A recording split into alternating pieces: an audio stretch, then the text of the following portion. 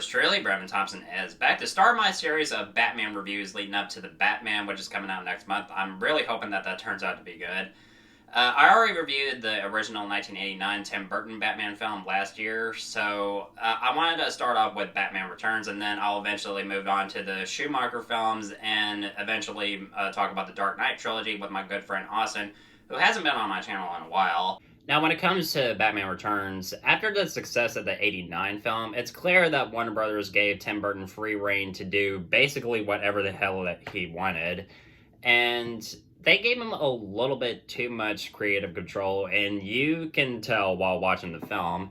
And honestly, this feels more like a Tim Burton film than an actual Batman film. Yes, Batman's in it. Yes, there are Batman characters in this film. But as you watch the film, you see things that you would normally see in Tim Burton films and not in a Batman film, even though there's elements of the Batman character in this film. As you begin to watch the film more over the years on repeat viewing, you begin to notice, yeah, even though this is supposed to be a Batman film, this feels more like a Tim Burton film. But as a kid, I liked this film as much as I liked the 89 Batman film. I do think that Michael Keaton is still pretty good as Batman. I mean, he looks badass in the suit. He has a good voice when he's Batman. But when it comes to his scenes as Bruce Wayne, along with the 89 film, I think mostly his scenes as Bruce Wayne are kind of weak. And it's mostly due to the writing of these films.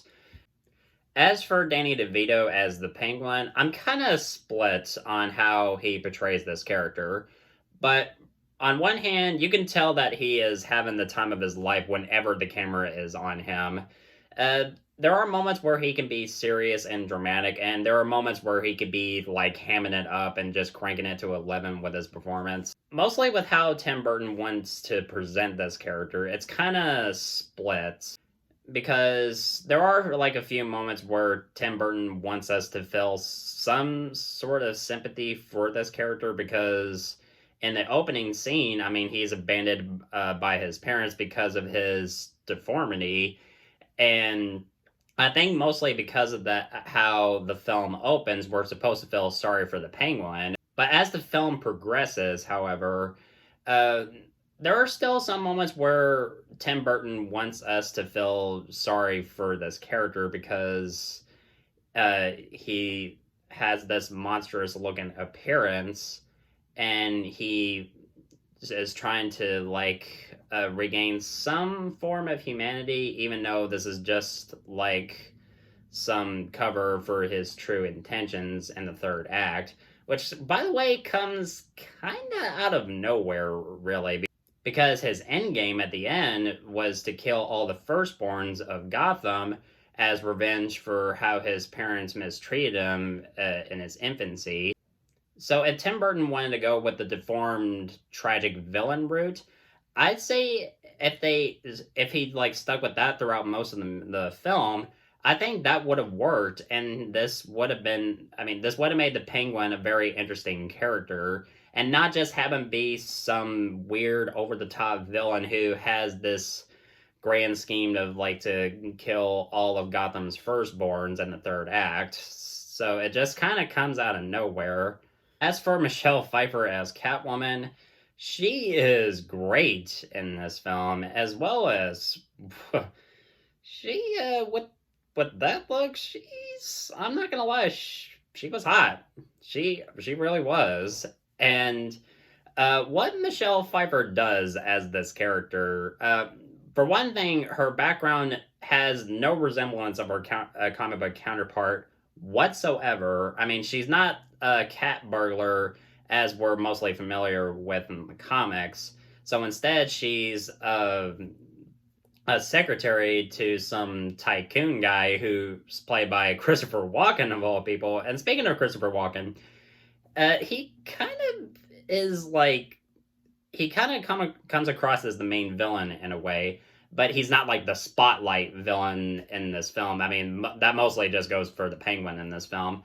But anyway, when it comes to Michelle Pfeiffer, there's one scene where she's pushed out of a window by Christopher Walken, and she falls several fucking stories, and presumably, I mean, she falls to her death, obviously, and she is revived by cats.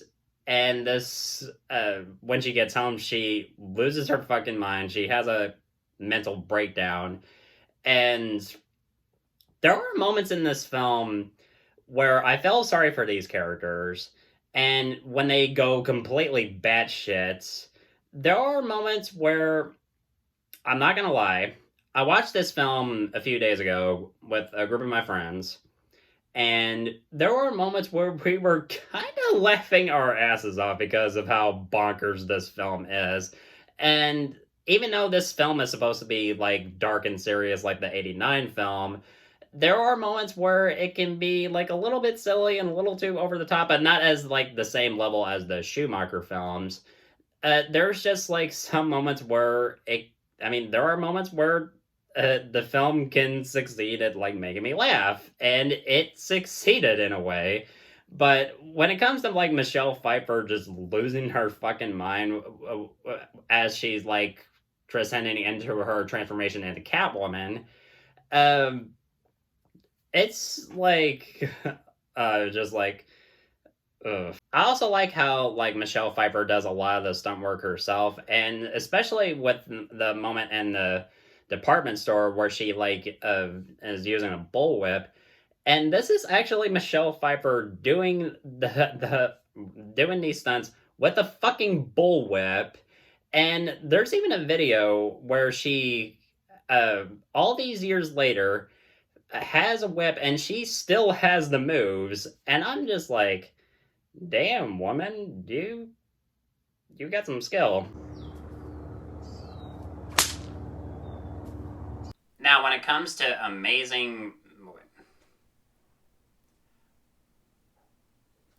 Now, when it comes to iconic moments in Batman films, this is one of my personal favorites.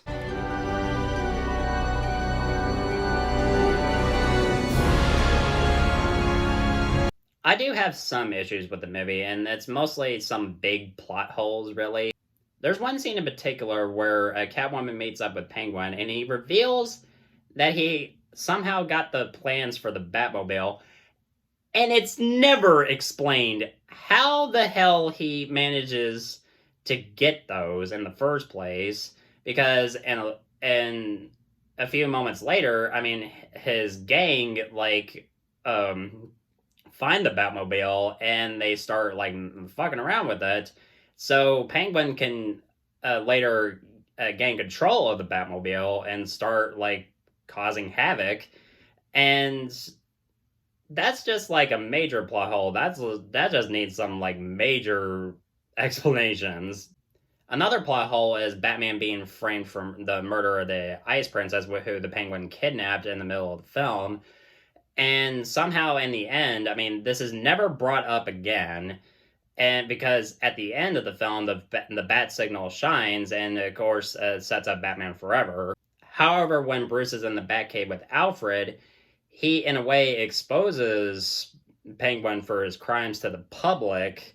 However, Penguin in that recording never mentioned the Ice Princess, but if he did, then Batman's name would have been cleared.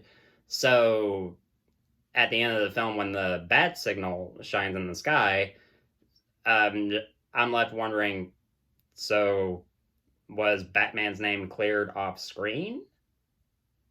This needs some major explanations. And of course, the Batman not killing rule, which the Tim Burton movies kind of like throw out the window, really, because in the 89 film, I mean, he was just going in guns blazing in the third act when he is trying to get the Joker. And there's a moment like in the beginning of the film where he lights a guy on fucking fire with the Batmobile, and when he comes across this big motherfucker, he plants a bomb on him. Just like, should Batman kill? No. And if you're gonna have him kill, he would basically be the fucking Punisher dressed up as Batman. just like, mm, I know this is coming across as a nitpick, but I'm not the only one that has this issue. And speaking of the violence of the film, families back then in '92, they were pissed at like the violence of the film, and because this was mostly marketed to kids. I mean, because back then, I mean, with all the like toys marketing the film, I mean, they were saying like, yeah, this is totally for kids.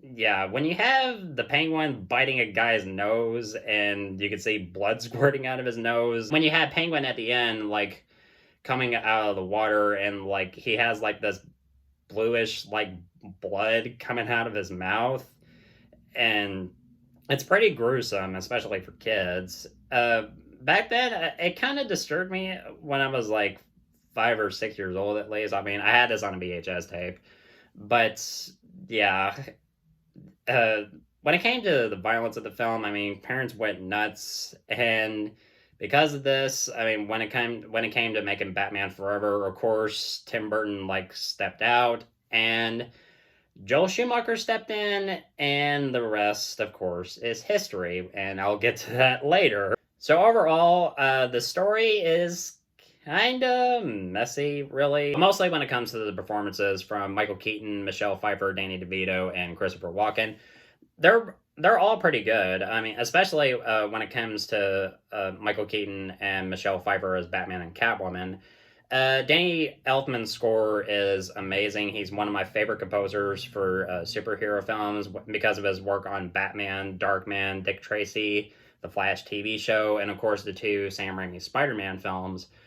I really loved Danny Elfman's work on these two films, but I think mostly his score for the '89 Batman film is really iconic. It's one of my personal favorite scores by Danny Elfman. The set design looks pretty good. I mean, you could tell by the set design alone, I mean, this is very Tim Burton. But the story is a bit of a mess, and there are like major plot holes. At, and there's I can't forget to mention the continuity error of like Batman's like eye makeup just like disappearing in this one shot, even though he had black makeup on just in one scene and like one shot where he's talking to Catwoman at the end of the film, and then in the next shot he has no makeup on and while he's removing his mask. So I mean, it was before he removed his mask. So yeah. Yeah, there are like certainly a few what the fuck moments in this film as well, but just because of how crazy it is, and just the fact that I mean this is just a Batman movie alone. I mean, I still enjoy the film, but it's nowhere near as good as the '89 film. But I still enjoy it nonetheless. I'm gonna give Batman Returns a B.